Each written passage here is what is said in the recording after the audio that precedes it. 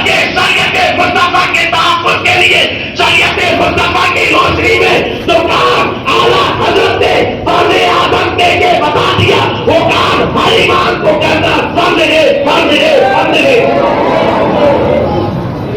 کیوں؟ کمیٹی لیکن کیا کرے، ہماری جماعت میں کوئی حرام خور دلے ملے بھی ہو گئے۔ جہاں دیکھا اگر کسی امام کو رد وہابیہ رد دیا بنا کرنے کی بنیاد پر اگر نکالا تو ایک کو نکالتے 4 کھڑے ہوتے، معاذ اللہ۔ ارے کہیں بھی کرو، کسی مسجد کے بھی امام رہو، ہمیں مطلب نہیں ہے، لیکن ہم اتنا ضرور کہیں گے کہ اگر اعلیٰ حضرت کا یا ان کے مسلک کا نام لیتے ہو تو ان کا مسلک یہ نہیں ہے کہ مسلک رضا بتاؤ وہ چندہ لیتا جاؤ، مسلک رضا بتاؤ چندہ لیتا جاؤ، بلکہ ان کا مسلک جو ہے وہ ان کی کتابوں سے ہے، ان کے قلم سے ہے، اور ان کا قلم پکار پکار کر یہی کہہ رہا ہے کہ دشمن احمد پہ شدت کیجیے۔ اب اگر کمیٹی والا کہے مت کیجیے اور امام کہلانے والا ہاں نہیں کریں گے تو اس سے بڑا شاہد یا اس سے بڑا گنڈا کوئی نہیں ہے۔ اگر سچا ہوتا تو یہ کہتا ایسی امامت پہ لات مارتا ہوں جہالت وہابیہ سے روکا جائے، ہمیں ایسی جگہ چاہیے جہالت وہابیہ کرنے کی کل اجازت ملے۔ اس لیے اعلیٰ حضرت نے ہم کو اپنے گھر کی بات نہیں بتائی۔ آپ نے سنا ہوگا حدیث پاک کے اندر اللہ کے حبیب رحمت عالم صلی اللہ علیہ وسلم ارشاد فرماتے ہیں کہ جس نے اگر کسی بد مذہب سے ملاقات کی یا اس کے ساتھ محبت سے پیش آیا، تو یہاں پر یہ بھی یاد رکھیے گا کچھ وہ بھی مقرر نہ ہو گئے کہ 20 سال 30 سال 40 سال پہلے سے اور غالباً 50 سال پہلے سے حضور شیر ہندوستان رد وہابیہ کر رہے ہیں، انہوں نے دیکھا کہ بھئی یہ تو کھل کر بولنے لگے تو اب ٹوپیاں بدل کر وہ بھی رد کرنے لگے، پگڑیاں بدل کر وہ بھی رد کر رہے۔ اس کے بعد بھی رد کیسا؟ بد مذہب کے ساتھ مت کھاؤ، بد مذہب کے ساتھ مت پیو۔ اما یہ تو بتاؤ کہ بد مذہب ہے کون؟ تو اٹھاؤ اعلیٰ حضرت۔ اعلیٰ حضرت فرماتے ہیں بد مذہب سب سے بدتر بد مذہب وہابی سور ہے۔ تو پھر بد مذہب صرف مت کہو بلکہ عوام الناس کو یہ بھی بتاؤ کہ بد مذہب سے مراد وہابی دیوبندی تبلچی راپسی فرقہ باطلہ والے ہیں، ان کے ساتھ کھاؤ مت، ان کے ساتھ پیو مت، ان کے ساتھ اٹھو مت، ان کے ساتھ بیٹھو مت، ان سے مصافحہ معانقہ مت کرو، کیونکہ یہ رضا کی صرف بولی نہیں ہے بلکہ آمینہ کے لال کی بھی یہی بولی ہے۔ مصطفیٰ فرماتے ہیں تم اگر کسی بد مذہب سے ملو تو اس کے ساتھ تشروی کے ساتھ پیش آؤ، سختی سے پیش آؤ، اور اگر کسی نے نرمی سے ملا، اس سے سختی سے نہ ملا، محبت اور پیار سے ملاقات کر لیا، سلام و کلام مصافحہ معانقہ کر لیا، تو اعلیٰ حضرت تو بہت بعد میں ہے، پہلے مصطفیٰ نے ہی فرما دیا جس نے ایسا کیا گویا اس نے اسلام کو ڈھانے پر مدد کی، معاذ اللہ۔ اس لیے ہم چھپے لفظوں میں نہیں کہتے بلکہ خود کر کہتے ہیں کہ رضا کا پیغام یہ ہے، مسلک رضا یہ ہے کہ جو رضا نے اپنی قلم سے لکھا اور رضا نے قلم سے یہی لکھا کہ دل سے اور جنت سے کیا مطلب وہابی دور ہو، یہ نہیں لکھا اعلیٰ حضرت نے کہ دل سے اور جنت سے کیا مطلب بدعقیدہ دور ہو یا بد مذہب دور ہو یا منافق دور ہو۔ ارے اس میں کیوں تحریف کر رہے ہو؟ کم سے کم اتنا تو کہو جو رضا نے کہا، بلکہ جو سور یا کتا یا گدھا کہنے کا جملہ اعلیٰ حضرت کی کی چابی سے خانقاہ حشمتیہ کو ملا ہے، وہ کہتی رہے گی، فتاوی رضیہ کی روشنی میں کل بھی وہابی کو سور کہتی تھی، آج بھی کہتی ہے، وہ کہتے رہیں گے، اور ہم غلام شیر ہندوستان یہی عمل کر کر دنیا کو بتائیں گے، وہ کہتے رہیں گے کہ ہم ڈپلیکیٹ رضا کے ماننے والے نہیں ہیں، بلکہ صرف دل سے رضا کے ماننے والے ہیں، اور رضا نے پیغام دے دیا، تجھ سے اور جنت سے کیا مطلب، وہابی دور ہو، ہم رسول اللہ کے، جنت رسول اللہ کی۔ یہ یاد رکھو، یہی بات کہنی تھی کہ سچا عالم پیر امام وہی ہے جو لوگوں کو حق بتائے، اور جو روکے تو اعلیٰ حضرت سرکار نے آگے اس کو ایک جگہ فتاوی رضیہ غالباً نبی جلد کے اندر، نبی جلد ہے غیر مترجم کی، صفحہ نمبر 286 کے اندر لکھتے ہیں کہ بدرجہ وہابیہ کرنا فرض اعظم، اس کے آگے لکھتے ہیں جو اس سے روکتا ہے۔ اب یہ نہیں لکھا کہ روکنے والا مسجد کا درس جو ہو تو نہیں ہے، بلکہ چاہے جو بھی ہو رد وہابیہ سے روکے تو فرماتے جو اس سے روکتا ہے یصدون عن سبیل اللہ ویبغونها عوجا، جو اس سے روکتا ہے خدا کی راہ سے روکتا ہے، خلافت کمیٹی کا خلا اللہ کے فرض کو باطل نہیں کرنے دیتا، اور جو اس سے روکتا ہے کام مسلمان کا نہیں بلکہ شیطان کا کام ہے۔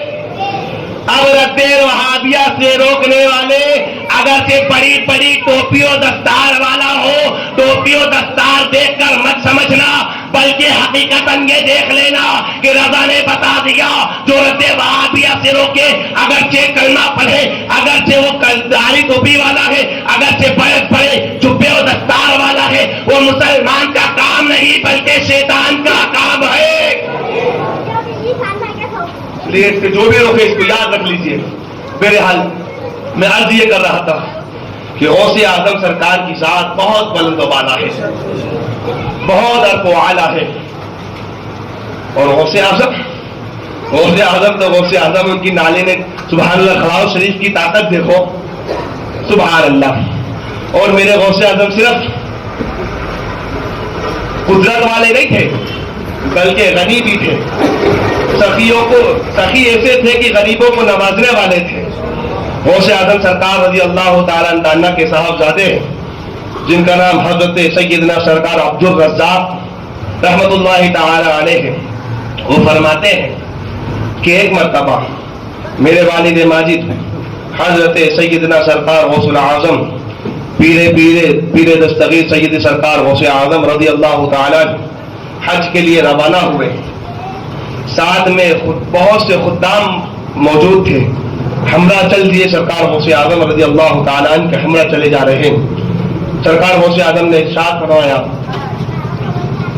کہ جب آبادی کے قریب پہنچے، ایک آبادی کے قریب، تو سرکار غوث اعظم نے اپنے خداموں سے کہا، ارشاد فرمایا کہ میرے خادموں اس بستی کے اندر معائنہ کرو کہ اس بستی کے اندر سب سے زیادہ غریب شخص کون ہے، سب سے زیادہ محتاج شخص کون ہے۔ تمام خداموں نے سرکار غوث اعظم رضی اللہ تعالیٰ عنہ کے حکم کو ماننے کے بعد پوری آبادی کا معائنہ کیا۔ معائنہ کرنے کے بعد غوث اعظم سرکار کی بارگاہ میں پیش ہوئے، عرض کرتے سرکار فلانا شخص بوڑھا ہے، وہ غریب ہے، بیٹا تم لوگ اوپر چلے جاؤ، بات سنا دے، اللہم صلی علی سیدنا مولانا محمد عدد ما فی علم اللہ، صلاۃ و سلام علیکہ یا حبیبی یا رسول اللہ یا غوث الاعظم سبیل اللہ یا اللہ۔ تو عرض یہ کر رہا تھا تو غوث اعظم سرکار کی بارگاہ میں پیش کیا گیا، حضور فلانے گھر کے اندر ایک ضعیف ہے جو بوڑھا ہے، غریب ہے، ناتواں ہے، بہت غربت کا ایام میں وہ گزر رہا ہے۔ سرکار غوث اعظم رضی اللہ تعالیٰ نے ارشاد فرمایا کہ آج رات قیام ہمارا اسی کے گھر پر ہوگا، اور اس کے گھر پر پہنچنے کے بعد دستک دی، وہ ضعیف باہر آئے، آنے کے بعد انہوں نے دیکھا، سرکار غوث اعظم کی طرف نظر ڈالی، پہچان نہیں پائے، کہا ہو نہ ہو کوئی اللہ کا ولی ہوگا۔ سرکار غوث اعظم نے ارشاد فرمایا کہ ہم حج کے لیے جا رہے ہیں، خانہ کعبہ کی زیارت کے لیے جا رہے ہیں، ہم چاہتے کہ ہم یہاں رات میں ٹھہر جائیں، اور اس کا مکان جو تھا بہت زرزر ہوئے پڑے تھا۔ سرکار غوث اعظم کو جب اس نے یہ کہتے ہوئے سنا تو اس نے کہا حضور بہت غریب ہو، بہت مشکل سے ایام میں زندگی گزر رہے ہیں، بہت پریشان ہو، لیکن میری خوشی کا ٹھکانہ نہیں ہے، اس لیے کہ آج مجھے میرے زندگی پر، میری قسمت میں جتنا ناز کا رکم ہے کہ ایک اللہ کا ولی میرے گھر پر تشریف لایا ہے۔ سرکار غوث اعظم رضی اللہ تعالیٰ نے کہا کہ اس کی فکر نہ کرے، ہم یہیں پر قیام کریں گے اور ہمارا اسی پر گزارا ہو جائے گا۔ اس شخص نے کہا حضور حالت یہ ہے کہ آپ کو کھلانے کے لیے سوکھی روٹی کے ٹکڑے تک موجود نہیں ہے۔ سرکار غوث اعظم رضی اللہ تعالیٰ عنہ نے ارشاد فرمایا ٹھیک ہے، ہمیں منظور ہے، ہم صرف رات میں یہاں قیام کرنا چاہتے ہیں۔ اس شخص نے کہا حضور اس سے اچھی کوئی بات نہیں ہے، آپ قیام فرما لیجیے۔ سرکار غوث اعظم رضی اللہ تعالیٰ قیام فرمانے لگے، اور اسی ضعیف بوڑھے شخص کے گھر میں اس کی عورت بھی ہے جو ضعیف ہے اور بیمار بھی ہے۔ اللہ اکبر۔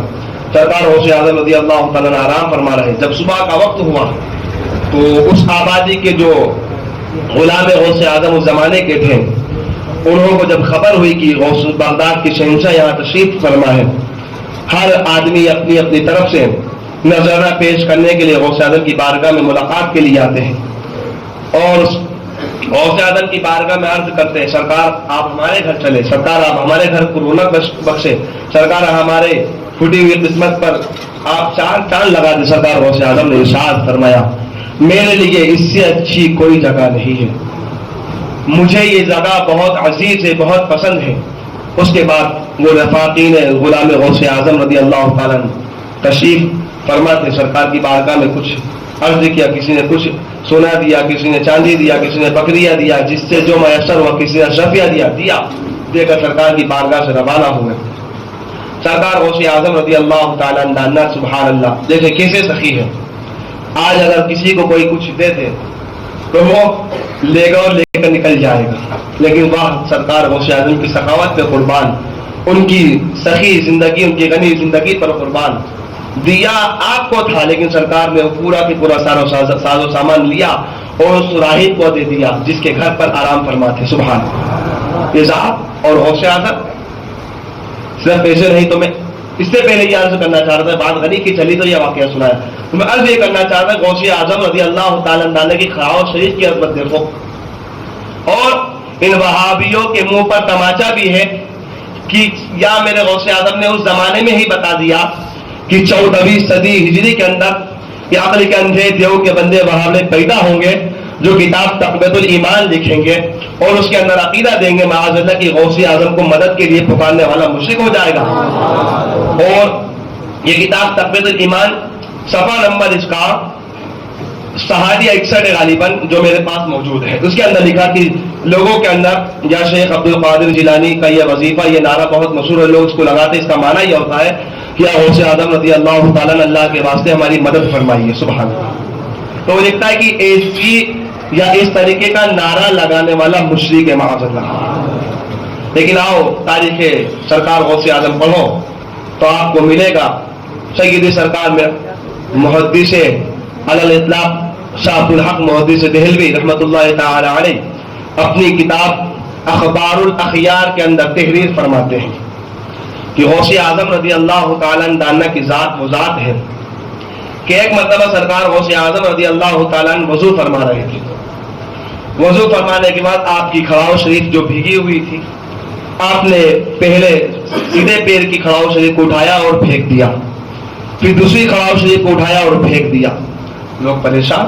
اس میں سرکار کے غلاموں میں اس زمانے میں حضرت علی بن مہری رضی اللہ تعالیٰ بھی موجود تھے، انہوں نے اس دن کو لکھ لیا، تحریر کر لیا کہ سرکار غوث اعظم رضی اللہ تعالیٰ عنہ اپنی کھڑاؤ شریف اگر پھینکی تو اس میں کوئی نہ کوئی حکمت ضرور ہے۔ وہ تاریخ تھی 3 صفر المظفر اور دین تھا ایک شنبہ۔ سرکار غوث اعظم رضی اللہ تعالیٰ کھڑاؤ شریف کو پہنچی کہ اس کی پھینکی، اس کے 20 دن کے بعد کچھ لوگ بارگاہ غوثیت میں تشریف لائے کہ ہمیں غوث اعظم سرکار سے ملاقات کرنا ہے، تو جو وہ آپ کے وزیر تھے انہوں نے پوچھا کیا بات، کیا معاملہ؟ کہا یہ ساز و سامان ہے، غوث اعظم کی بارگاہ میں پیش کرنا ہے۔ کہا کیا ہے؟ دکھایا تو اس میں کپڑے ہیں، ساز و سامان ہے، اشرفیہ ہے، کچھ اور ساز و سامان ہے کچھ. اس کے بعد اس میں دیکھا تو سرکار غوث اعظم رضی اللہ تعالیٰ کے وہ دونوں کھڑاؤ شریف بھی موجود ہیں. انہوں نے پوچھا یہ کہاں سے ملی؟ انہوں نے پورا واقعہ بتایا کہ سرکار غوث اعظم رضی اللہ تعالیٰ کے ہم غلام ہیں، ہم تجارت کرنے کے لیے نکل رہے تھے کہ اچانک راستے میں ڈاکوؤں نے ہم پر حملہ کیا، چڑھائی کی. چڑھائی کرنے کے بعد ہمارے ساز و سامان کو لوٹا اور ہم میں سے کئی لوگوں کو ہلاک کر دیا، موت کے گھاٹ اتار دیا. اور پھر کیا ہوا؟ انہوں نے کہا ایسا ہے کہ جب یہ ہوا تو جو ان کے جو سردار تھے وہ دونوں آپس میں مال بانٹ رہے تھے کہ اچانک چیخ کی آواز آئی، بہت زور کی چیخ کی آواز آئی.